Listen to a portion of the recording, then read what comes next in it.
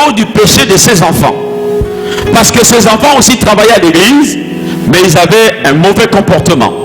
Ils étaient des débauchés, ils prenaient la part de Dieu, ils volaient ce qui appartenait à l'Éternel, ils prenaient les femmes d'autrui. Beaucoup de mauvaises choses, n'est-ce pas, se passaient dans la maison de Dieu. Et le Seigneur s'est fâché contre ses fils.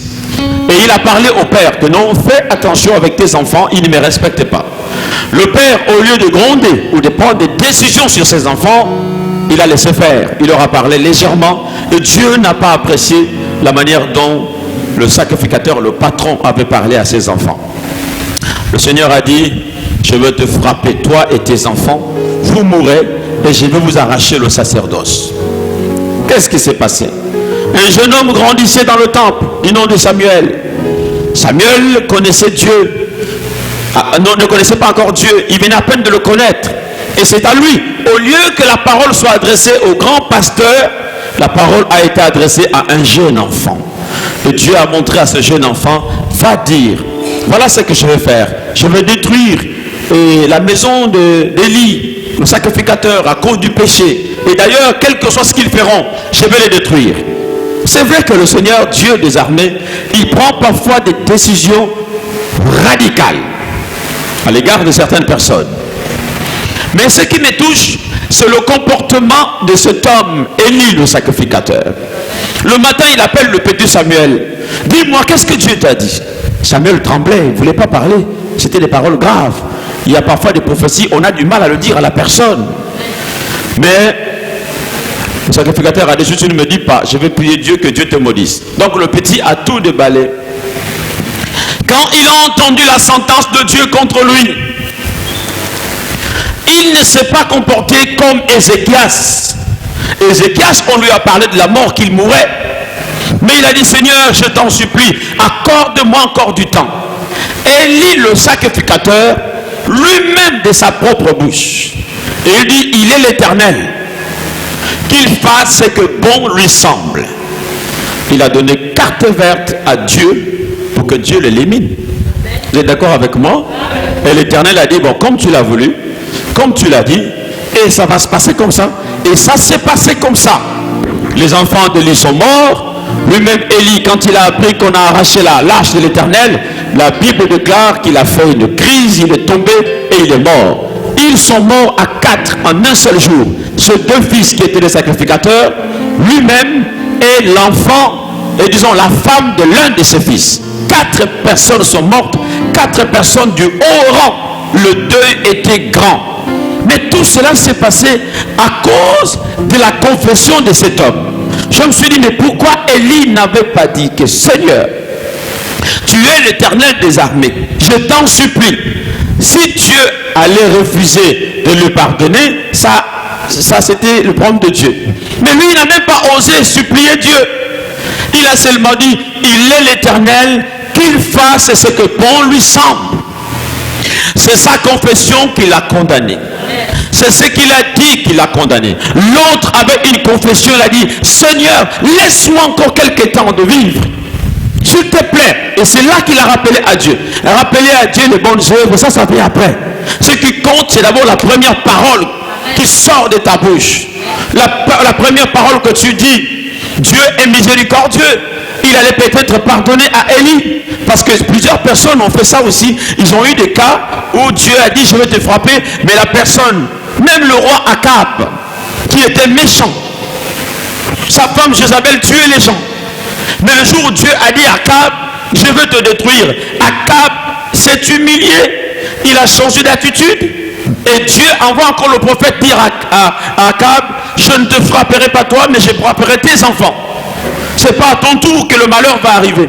Parce que l'homme a su parler à Dieu. Même quand l'Éternel des armées dirait, n'est-ce pas, même s'il y a une révélation qui est venue contre toi, une révélation négative, tu peux parler contre cette révélation-là. Tu peux dire d'autres choses que toi tu veux. Dieu est notre Père. Alléluia. Amen, amen. Il y a des gens, dès qu'il a reçu une mauvaise révélation, il se met déjà à pleurer. Eh bien, si tu te mets à pleurer, la révélation que tu as vue là, c'est ça là qui va s'accomplir. Mais si tu dis Éternel des armées, délivre-moi de ce que j'ai vu la nuit. Délivre-moi de ce que le frère tel m'a raconté. Délivre-moi. Déjà, premièrement, tu ne négliges pas ce qu'on t'a dit. Ne méprise pas les prophéties. Vous êtes d'accord? Amen, amen. Oh, réveillez-vous. Est-ce que vous êtes d'accord? La Bible dit, ne méprisez pas les prophéties. Quelqu'un a vu la nuit, en rêve, que tu as fait un accident, tu es tombé, tu t'es cassé. Et toi, tu viens, tu dis, oh, c'est moi ça. Qui va se casser? Moi, je suis solide. Et là, tu vas te casser. Il faut dire, ah, ce que le frère a vu, c'est qu'il y a une attaque contre moi. Et aussitôt que j'ai entendu cela, je me mets à genoux, je prie, je commence à détruire ces attaques, je commence à les renverser. Ça ne m'arrivera pas. Je change toutes les choses. Je change toutes les choses. Éternel des armées, je suis en danger. Envoie ton armée. La Bible déclare, l'ange de l'Éternel campe autour de ceux qui le craignent et il les arrache du danger. Il y a un danger devant moi. Envoie ton ange pour m'arracher de ces dangers. Tu as combattu. Contrairement à ce qui a été raconté, c'est alors que le malheur qui avait été annoncé ne t'arrivera pas. Parce que le but de la révélation, c'est de montrer ce qui peut arriver. Écoutez bien. La Bible dit dans le livre de Job, Dieu parle tantôt d'une manière, tantôt d'une autre. Mais ça ne s'arrête pas là.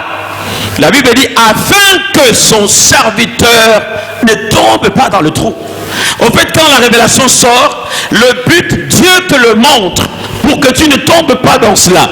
Il te reste une chose, c'est de chercher Dieu, c'est de prier Dieu, c'est de faire des offrandes, c'est de dire à l'Éternel d'éloigner ce malheur qui se présente devant toi. Mais quand tu as vu une révélation, tu n'as rien fait. Tu es resté bras croisés. Tu as même négligé cela. Ce que tu as vu, c'est ce qui va arriver. Et quand ça va arriver, tu te mettras à regretter. Parce que tu n'as même pas eu le temps de confesser, de détruire. On peut te raconter des choses, mais toi, tu peux le détruire. Tu peux confesser autre chose à la place. On peut te dire qu'on m'a montré que toi, tu n'iras jamais loin. Tu dis, je confesse. Jésus est allé très loin. Avec Jésus, j'irai très loin. Là où je ne peux pas partir, Jésus me prendra. Il m'amènera très loin. Amen, amen. La vie et la mort sont au pouvoir de la langue. Je connais une maman. Elle est rentrée à l'hôpital. On a dit qu'elle allait mourir. Nous sommes allés, nous avons prié. Elle s'est relevée. Les révélations sont encore venues. Tu vas mourir. Elle part, elle revient, elle part. C'est depuis plus de 15 ans. Elle est toujours là. Même les personnes, certaines personnes qui avaient eu des révélations sur elle sont déjà mortes. Mais elle est là. Parce qu'à chaque fois, quand elle voit quelque chose de mauvais qu'on lui raconte, elle se met à prier. Elle rentre en chaîne. Elle donne des offrandes. Elle va à l'église. Elle dit, Seigneur des armées, j'ai encore besoin de toi. C'est ce que tu dis qui va t'arriver. La vie et la mort sont au pouvoir de la langue. Quand tu parles pour ta maison, quand tu parles pour ton avenir, quand tu parles pour ta santé, quand tu parles pour je ne sais pas pour qui, quel est le langage que tu as? Refuse ceux qui confessent sur toi des mauvaises paroles. Refuse ceux qui déclarent la négativité sur toi. Refuse-les. Et je te donne l'autorisation de parler à quiconque qui déclare des paroles diaboliques contre toi. Détruis-les en face. Même si c'est ton père ou ta mère. Je t'autorise. Quand un père dit à son enfant, toi là tu n'iras loin, tu n'iras pas loin. Si c'est moi qui suis ton père, tu n'iras pas loin. Il faut dire, papa, ça c'est des paroles diaboliques. J'annule cela au nom de Jésus. Je suis ton enfant, j'irai très loin. S'il faut demander pardon, je demande pardon à la faute que j'ai faite. Mais je refuse ces paroles. Vous avez accepté l'inacceptable. On vous a bombardé des paroles. Vous vous mettez à pleurer. Les pleurs ne changeront rien. C'est bouche contre bouche, parole contre parole, déclaration contre déclaration. Et que celui qui a le pouvoir, qu'il gagne au nom de Jésus-Christ. La vie et la mort sont au pouvoir de la langue. Il y a des parents qui maudissent leurs enfants. Il y a des chefs qui maudissent leurs enfants. Ils t'enlèvent du travail. Ils te disent, d'ailleurs toi là, c'est moi qui te gardais là. En quittant ici, il n'y a plus rien. Il y a des hommes qui ont maudit certaines femmes. Ils te chassent de sa maison et ils te disent, dans ta vie, tu n'auras plus jamais un mari comme moi. Tu dis, je vois celui que j'aurai, il te dépassera même au nom de Jésus.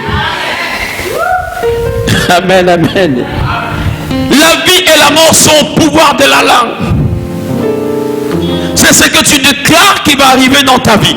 Le matin quand tu te lèves, qu'est-ce que tu dis pour tes journées? Il y en a qui commencent la journée en pleurant. Il ne faut pas rester à côté de moi. Tu te lèves le matin, tu pleures. Le matin, tu pleures. Celui qui commence à pleurer le matin, il a déjà perdu ses armes. Quand tu te lèves le matin, marche dans ta maison, marche dans la chambre. Je déclare aujourd'hui, je ferai des bonnes rencontres. Aujourd'hui, j'aurai des grandes choses. Je déclare aujourd'hui, je serai en bonne santé. Déclare des bonnes paroles pour ta vie. Même si hier, les événements n'étaient pas en ta faveur. Ne craignez pas ce que vous voyez, mais croyez en Dieu et croyez en vous-même. Croyez en la puissance de vos paroles. Quand tu parles de l'église, quand tu parles du ministère, qu'est-ce que tu dis? Ce n'est pas parce que tu n'as pas vu les gens que l'église est malade. Confesse, déclare au nom de Jésus. Amen, amen. Vous êtes souvent victime de vos paroles. La Bible dit, celui qui l'aimera en mangera les fruits. Tu parles comment? Demande à ton voisin, tu parles comment? Amen. Ézéchias est resté en vie 15 années, mais Élie est mort. Tout cela était une question de la parole, de la déclaration. Bartimée était aveugle. Ayant entendu parler de Jésus, il a voulu que Jésus le guérisse. Mais l'occasion n'était pas facile. Les gens l'empêchaient. Les gens l'empêchaient. Mais Bartimée a fait violence. Il a commencé à parler. Jésus était loin. Bartimée courait. Aie pitié de moi. Jésus, fils de David. Aie pitié de moi. Les gens se moquaient de lui. Mais Bartimée avait une grande envie de voir. Aie pitié de moi. Il court. Quand vous entendez un aveugle qui court, un aveugle né, un aveugle de plusieurs années, il ne voit rien, tout est noir. Il ne sait pas qu'est-ce qui est devant lui. Il tombe, il se relève. Il tombe, il se relève. Mais Bartimée avait une bonne confession que même certains pasteurs n'ont pas. Et il a tellement crié. Parle encore mon frère, parle encore ma soeur. Parfois quand tu parles, les gens, ils te prennent pour un fou. Parle encore et continue de parler. Continue de dire ce que tu es, ce que tu seras. Amen, amen, amen. Ils te prennent pour un fou, mais à la fin, on verra qui est fou. Bartimée, il parle. Aie pitié de moi, Jésus, fils de David. Il parle, il court, il parle. Tellement qu'il avait parlé.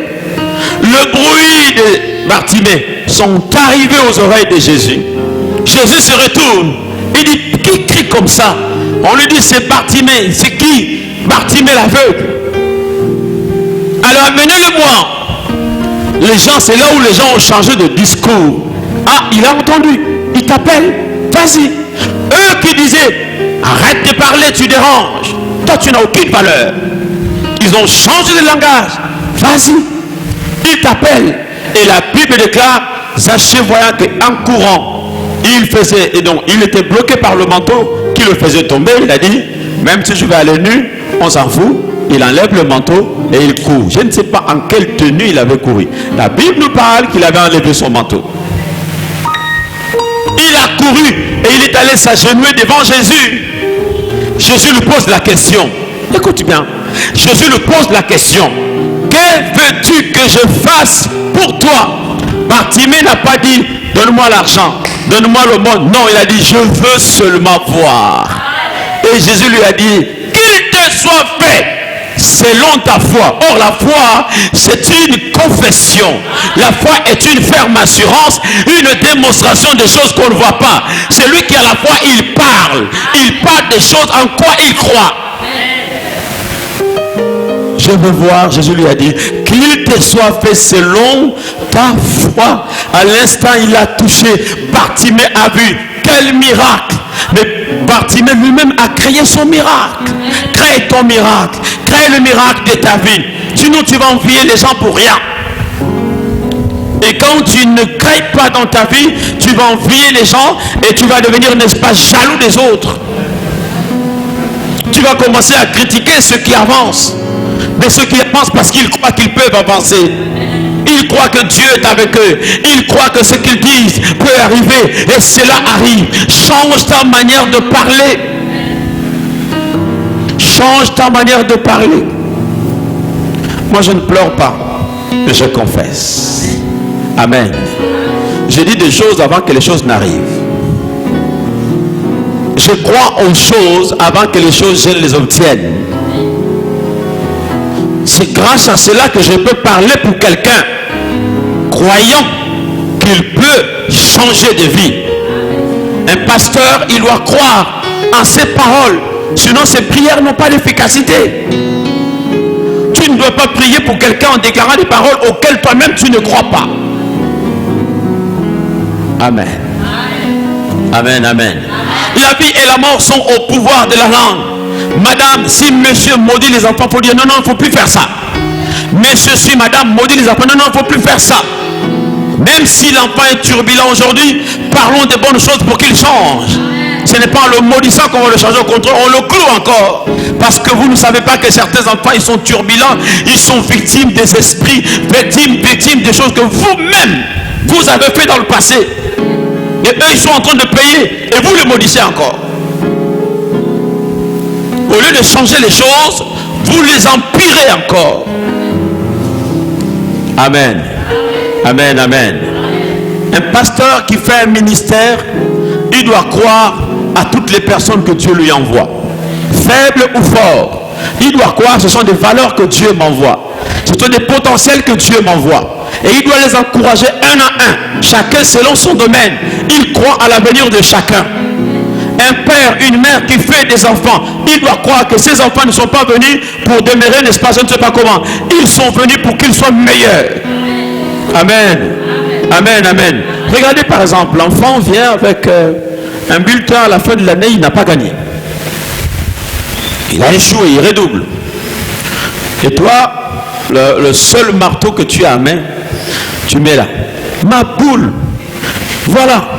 Tu es toujours, je savais. Oh, si tu savais qu'il n'allait pas gagner, pourquoi tu l'as envoyé à l'école? Il va le garder à la maison. Je savais que ça n'allait pas marcher. Je savais. Allez, voilà.